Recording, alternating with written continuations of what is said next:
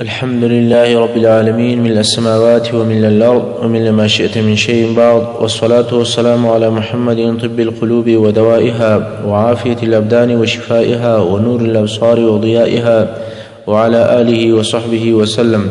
اما بعد، د خلفای راشدینو د سیرت څلوېښتمه برخه.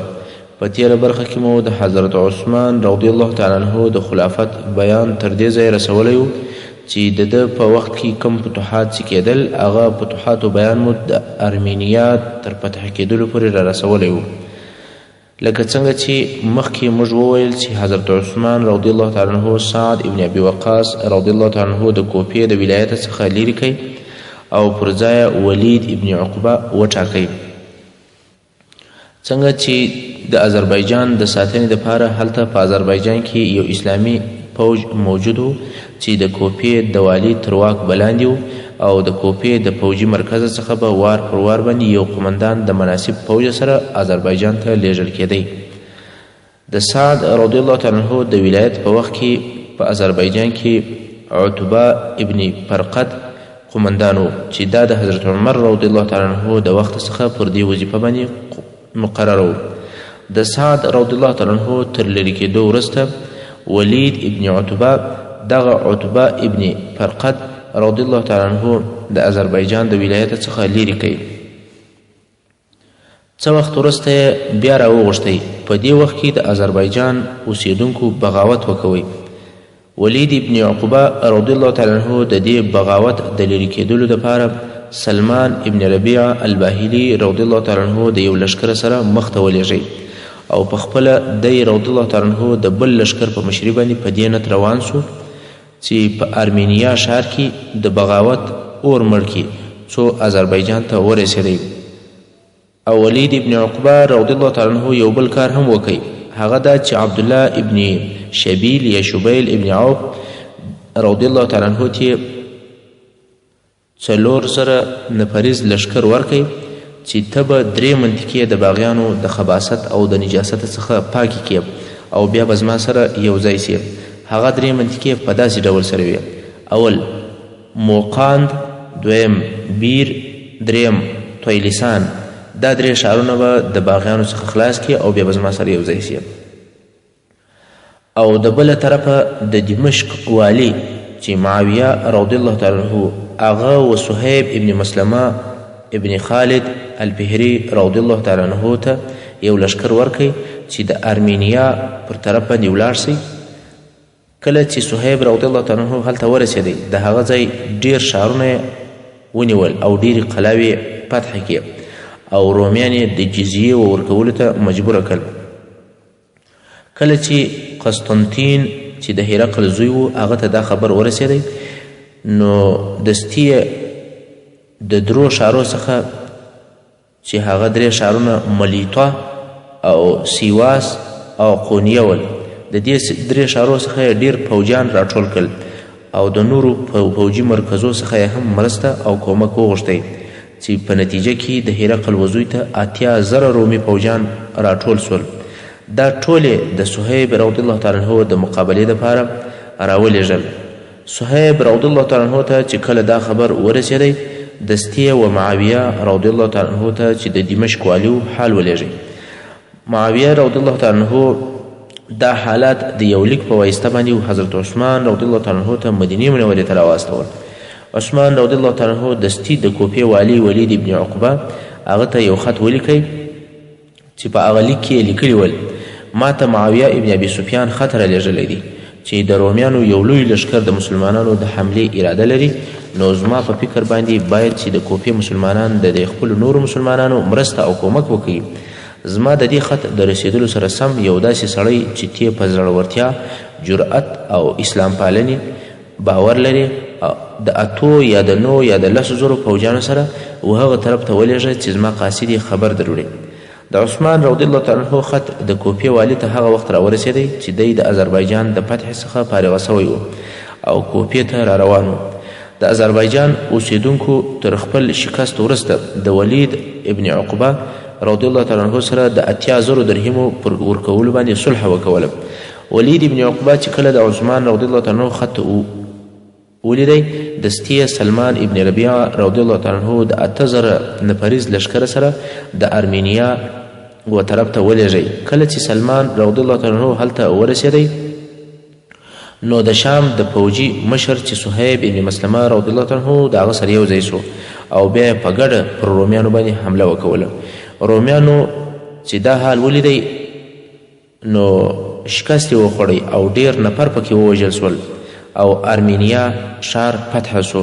اسلامي فوج د دوی په تعقیبولو باندې پسې سول تر څو د روم و حدودو ته ځان ورسوي. عمرو بن العاص رضی الله تعالی عنه د خپل جنگي تکتیک پر اساس باندې د بغاوت تورې اوریځې ختمې کړې او ډیر فتوحات یې لاسته راوړل. خو عبدالله ابن ابي سرح د خلافت دربار ته شکایت وکوي چې عمرو بن العاص زما په کارو کې خنډ را اچوي او دا د خنډونه د محصولاتو د کمی سبب ګرځي.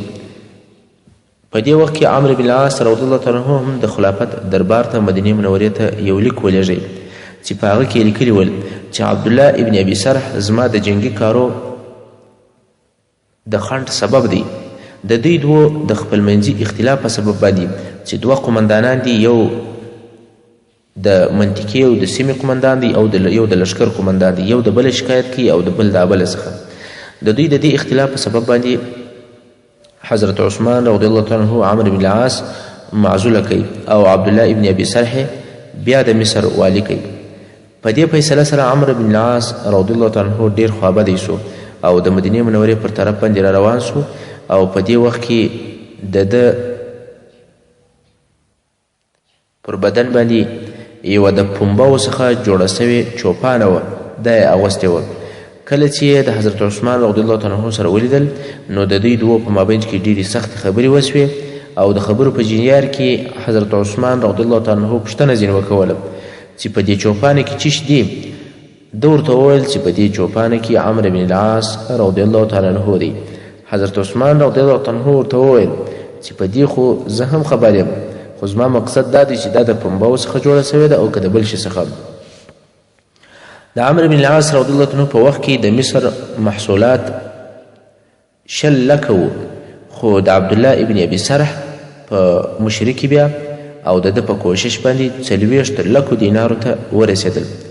کله چې د مصر محصولات دربار خلافت ته راورسېدل په دې وخت کې عمرو بن العاص چې پخوانی د مصر والي و هغه هم دلته موجود و.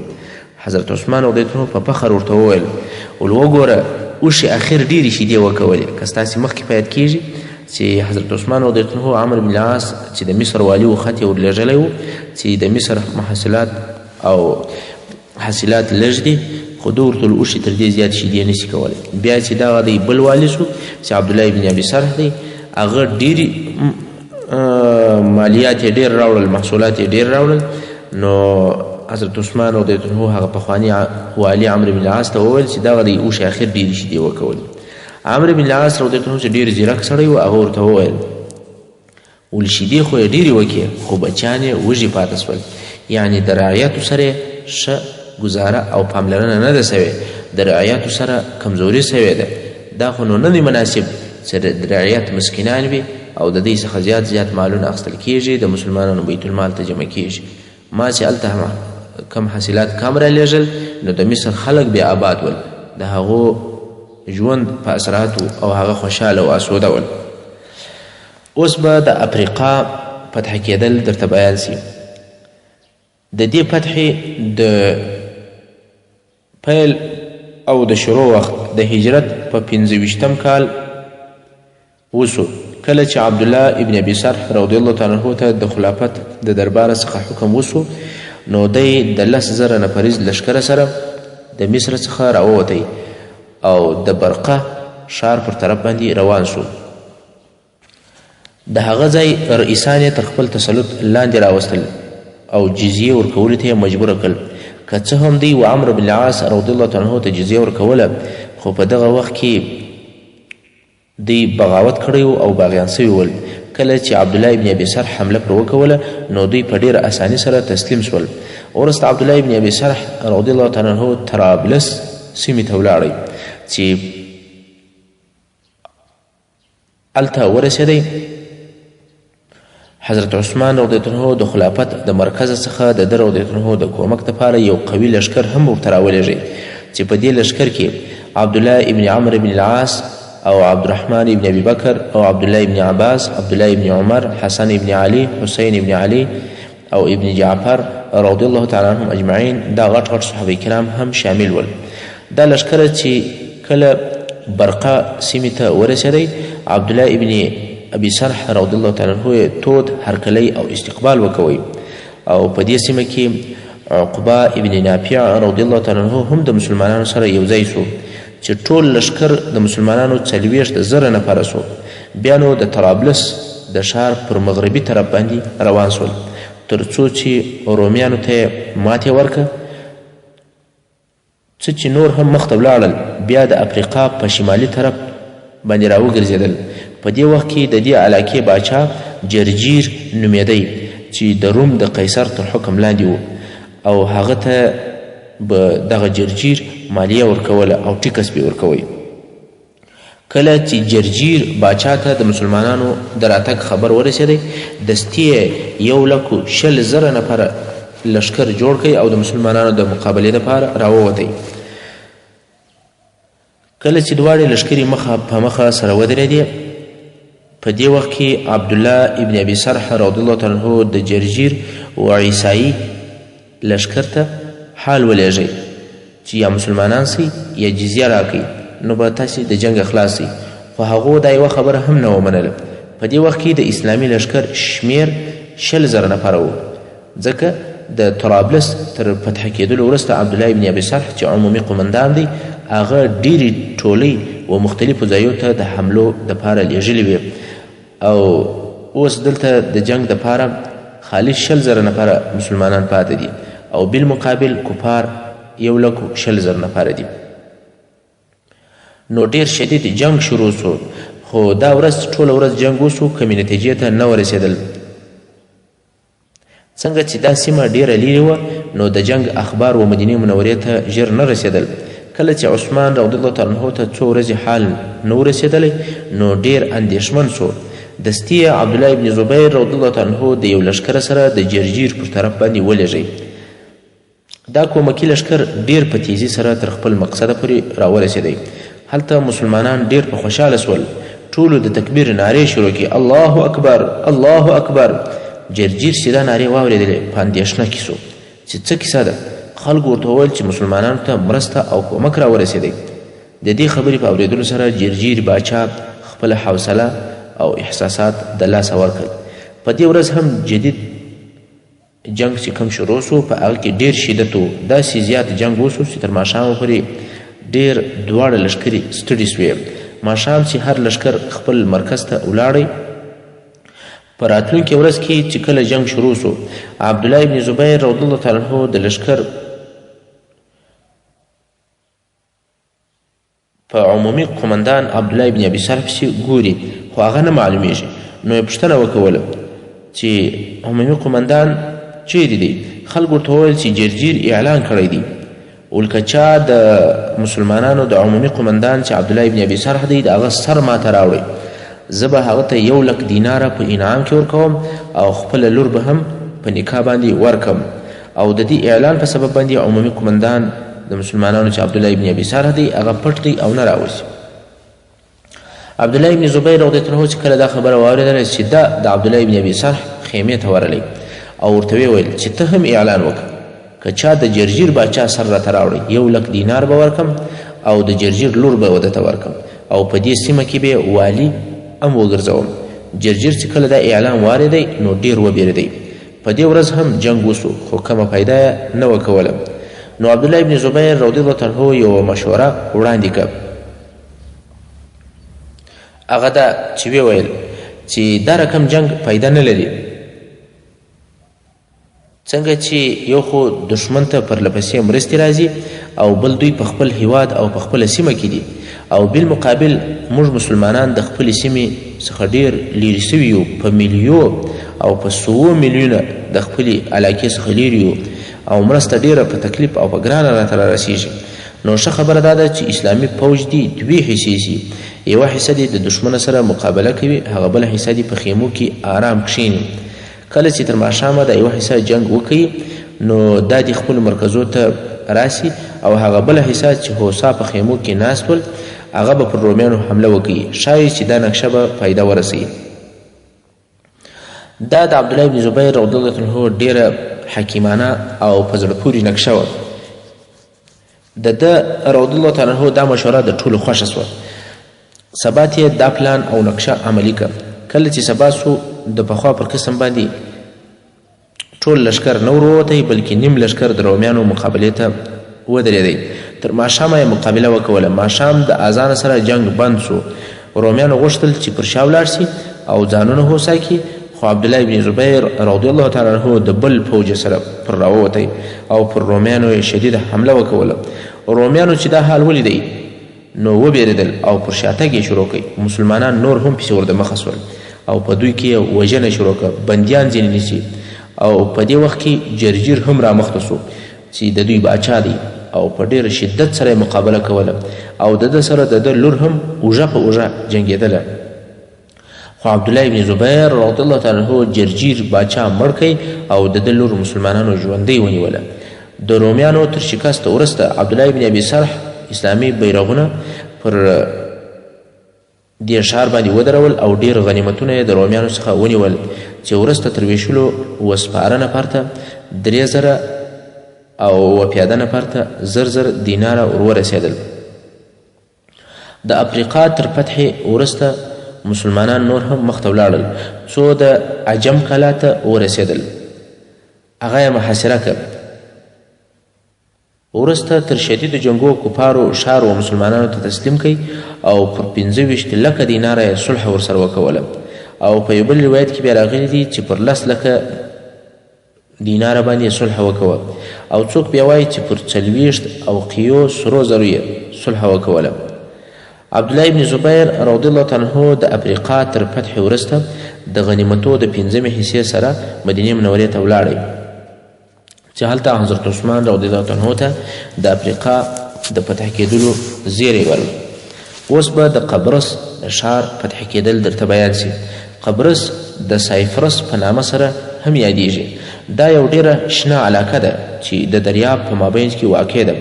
د عمر رضی الله عنه د خلافت په وخت کې هم معاویه رضی الله عنه اجازه وغوښتله چې د رومیانو سره سمندري او دریابي جنگ وکړي. څنګه چې عمر رضی الله عنه د سمندري جنگ څخه مخالف و نو یې اجازه نه ورته کوله. د هجرت په 28م کال کې معاویه رضی الله عنه د حضرت عثمان رضی الله عنه څخه بیا اجازه وغوښتله او ډېرې زارۍ هم ورته وکړې. په اخر کې حضرت عثمان رضی الله عنه ورسره موافق شو او د اجازې ورکولو په وخت کې یو خط هم ورته ولیکئ چې په هغه کې یې لیکلي ول چې جنګ ته به هغه څوک در سره بیایي چې هغه په خپله خوښه او په رضا در سره ولاړ شي، څوک به وتګ ته نه مجبوره کوي. او بیا یې د معاویه رضی الله عنه سره مرسته او کومک هم وکوئ. د دې اجازې سره سم امیر معاویه رضی الله عنه د عبدالله ابن قیس الحارثي رضی الله تعالی عنه په مشري باندې یو لشکر جوړ کړي او د قبرص پر طرف باندې روان شو. کله چې هلته ورسېدل پر یو ساحل باندې یې واړول، ساحل چې د دریاب غاړه منطقې ته ویل کیږي او د دریاب د څنډې اطرافو علاقو ته ویل کیږي. پر دې ساحلي مځکه باندې واړول. عبدالله ابن قیس الحارثي په سمندري جنګو کې ډیر ماهر و. دلته مسلمانان په خپل کار باندې مشغوله دي چې ناڅاپه یو کوچنۍ کښتۍ راښکاره سوه.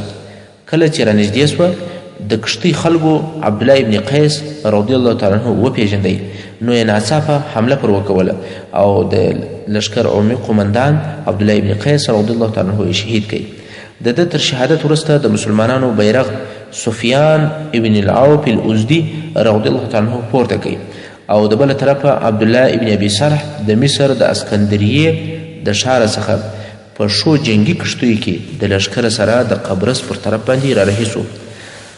دا دوه لښکره چې کله د قبرص خلکو ته راورسېدل او د قبرص خلکو ولیدل نو وبېرېدل او د مسلمانانو څخه یې صلح وغوښتله. مسلمانانو هم د دوی غوښتنه قبوله کړه نو صلح پر 3 شرایطو باندې وسوه. اول، قبرصیان به هر کال 2000 دیناره جزیه و مسلمانانو ته ورکوي. دویم، مسلمانان د قبرس د ساتنې مسؤله نه دي. درېیم، قبرسیان به په سمندري جنګو کې د مسلمانانو د دشمنانو حرکتونه تر نظر لاندې نیسي او مسلمانانو ته به خبر ورکوي. د دې غزا په اړه باندې رسول صلی الله علیه وسلم په خپل عهد نبوي کې او په خپل ژوند مبارک کې مخکې هم پیشګویي کړې وه. هغه داسې کله چې امیر معاویه رضی الله تعالی عنه د سمندري کښتیو په واسطه باندې پر قبرس باندې حمله کوله، د ده په لشکر کې عبادت ابن صامت رضی الله تعالی عنه او د ده ښځه ام حرام بنت ملحان الانصاریه رضی الله تعالی عنها هم شریک ول. اسلامي لشکر چې کله د قبرس پر ساحل باندې واړول، ام حرام رضی الله تعالی عنها چې کله د آس څخه راشوه کېدله، آس یې وتورېدی، دا مبارکه ځینې راولوېدله او وفات شوه او بیا د هلته خاورو ته وسپارل شوه. د دې لشکر په باره کې رسول صلی الله علیه وسلم مخکې پیشګویي کړې وه چې په دې لشکر کې به د عبادت ابن صامت رضی الله تعالی عنه ښځه هم وي او قبر به په قبرس کې وي. په یو روایت کې راغلی دی چې رسول صلی الله علیه وسلم به د ام حرام رضی الله تعالی عنه ډیر قدر کوي او ځینې وختونه به د دې د ملاقات لپاره د دې کور ته وتلی او د غرمې خوب به هم هلته کوي. یوه ورځ رسول صلی الله علیه وسلم د دې کره بیده و، په داسې حال کې راپورته سو چې خندل یې. بیا یې وویل د امت ځینې خلک مې ولیدل چې د بحر احمر پر سطحه باندې روان ول او سفر یې کوئ، داسې معلومېدل لکه باچا چې پر تخت باندې ناست وي. ام حرام رضی الله تعالی عنها وویل یا رسول الله دعا راته وکړه چې ما الله جل جلاله د دوی ملګری کړي. رسول صلی الله علیه وسلم وویل ته به د دوی ملګری یې. بیا رسول صلی الله علیه وسلم بیده سو. لږ ساعت وروسته په داسې حال کې راپورته سو چې شونډان مبارکان یې د خندا څخه ډک ول. بیا یې وویل زما د امت ځینې خلک راښکاره کړل سول چې پر بحر اخضر باندې سفر کوي، داسې معلومېدل لکه باچا چې پر تخت باندې ناست وي. ام حرام رضی الله تعالی عنها مبارکې بیا وویل یا رسول الله دعا راته وکوه چې الله مې د دوی ملګری کړي. رسول صلی الله علیه وسلم مبارک وویل چې ته د اولې ډلې څخه یې.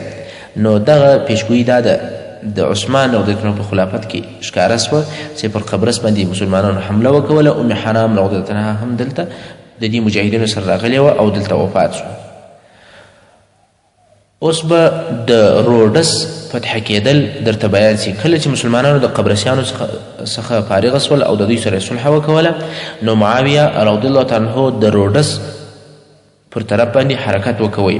هلته روډسیانو ډیر سخت جنگ وکوي. پس د شدید جنګ مسلمانانو روډس سیمه فتح که او په دې سیمه کې ډیر لوی بت و چې څوک وایي د میسو څخه جوړ سوی و او څوک وایي چې د اوو معادنو څخه او د اوو معدنیاتو څخه جوړ و.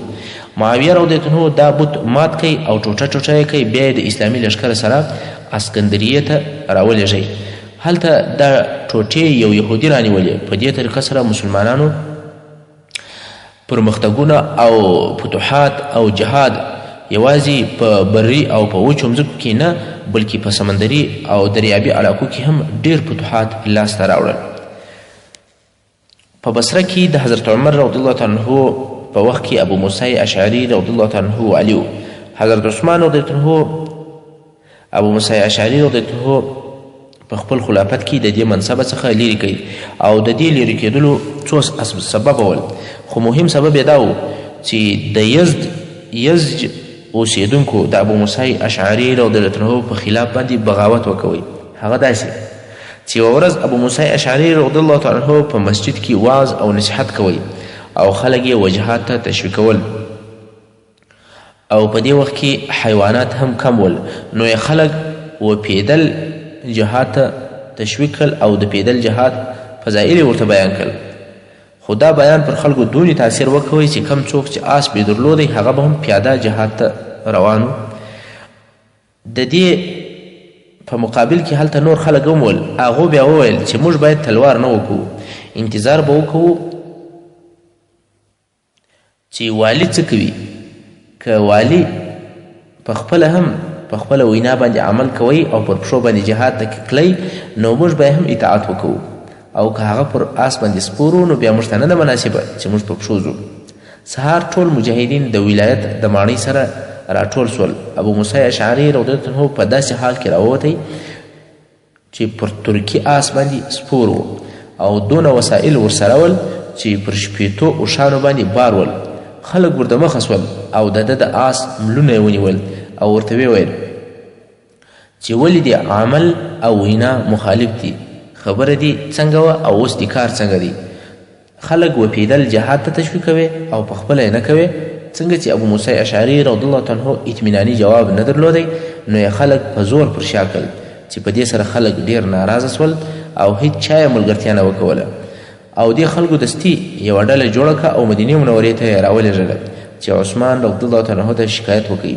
دوی چې کله راورسېدل نو حضرت عثمان رضی الله عنه ته د ابو موسی اشعري رضی الله عنه په باره کې شکایت وکوئ او دا غوښتنه یې وکوله چې دی باید زموږ د ولایت څخه لیرې کړل سي. وروسته تر ډیرو خبرو حضرت عثمان رضی الله عنه ابو موسی اشعري رضی الله عنه د ولایت څخه معزوله کوي او پر ځای خپل د ماما زوی عبدالله ابن عامر رضی الله تعالی عنه د بصرې والي مقرر کوي.